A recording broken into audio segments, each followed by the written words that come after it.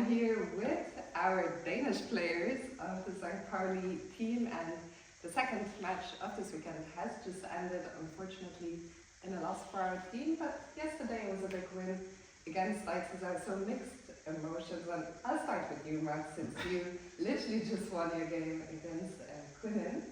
Can you tell us just a little bit about what happened in that game and what your experience of the weekend was overall? The game was kind of long, so I even remember the opening. He tricked me a bit in the opening. He played some weird moves, and suddenly I thought, okay, now he's getting this Maroxy structure without much going in my favor. But then he refused to play c4, and then I really had no idea what was going on. But gradually, I think I got a slight advantage. And then after move 40, it really should be much easier than I made it. I basically spent all my time, didn't find a plan, and then probably ended up playing the wrong plan, and I finally did something.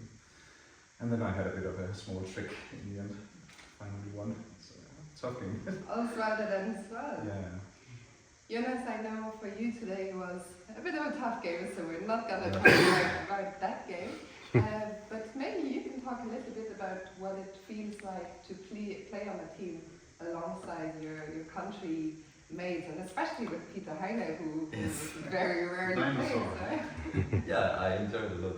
It's a very nice team in general, but especially it's also nice to have the Danish guys to travel with and come here. So everything about it is nice. It's a good chance to actually play alongside Peter. On the national team, I was too young to have a chance, but yeah, it's nice. So was I. Nice. Well, Max, you're the driver, right? You guys are going to be heading back to Denmark soon. What was the drive to come here? Do you talk a lot about chess? Do you exchange ideas, or how can we imagine that? Yeah, we basically talk about chess and we catch up with Peter, who we don't see very often, of course. And, yeah, at first we also had to concentrate a bit because it was snowstorm when we left Denmark. Hopefully it's not the same when we go back now. And Peter, for you, what is it like playing on the team with the next generation of Danish chess? Exactly reversed way, but the same emotions. And for me, it's cool to play on the team with some that were simply too young for me to play on the national team. And that was, for me, I basically quit playing chess even 10 years ago, but this idea of playing for St. Pauli and playing, with as close as a Danish national team as will ever be for me, that was sort of a dream come true. So I was really happy we could have this weekend. And of course, when you sit in the car and the snow come down, you think, was it really that good of a plan? But it was, and it's been really a great experience. Well, at the very least, Peter, you got a very unique item of clothing. That is true, yes.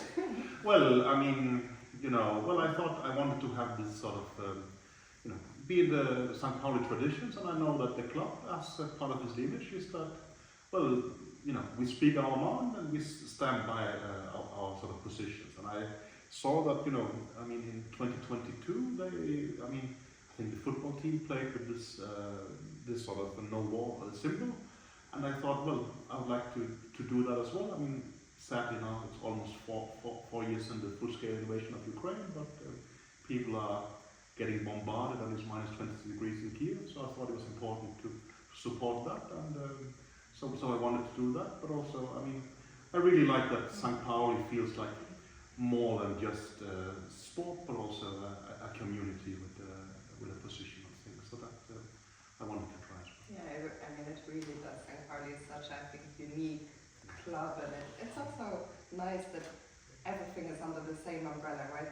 St. Pauli, but the football, the chess, all the other different sports. For instance, yesterday when we walked to the round, right, you see so many fans. I understand that they are there because they watch the football team, not the chess team. But most of them probably. But it's the same syllables, the same club.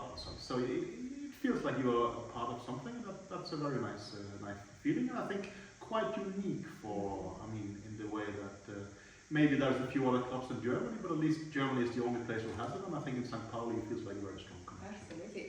You mentioned yesterday the fans that were going to watch the football, but today a football player came to watch the chess as a fan. David Nemeth was here. How do you two feel this St. Pauli spirit? Is it something? because you're new to the team. Yeah. Is that right? Yeah, What's I mean, the experience? one big difference is we have a lot of spectators, even people buying tickets here. I have never encountered that before, so that's These crazy I mean, it people. says something, no, but it says something about what the club spirit here and what the product we have. And do you feel that's like, do you, of course, chess players, when we play, we tend to shut out a lot of what is happening in a room, but do you feel the people there and the support they give you?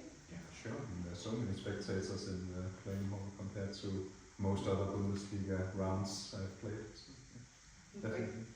Yeah, I feel it too. And not only the spectators, I should say, also within the team, there are so many people around us. Like Volvo is holding the camera now.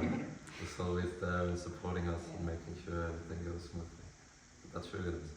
Yeah, I think I can only echo that. I mean, all the volunteers that are here from the club and who create this special atmosphere. And shout out, of course, also to the big man in the corner, Sebastian, who's also done a fantastic job in getting some of us together. And yeah, I think that is it for now. It's been a long weekend. You have a long drive ahead of you back to Denmark. So thank you to all three of you for your time, and we'll see each other soon.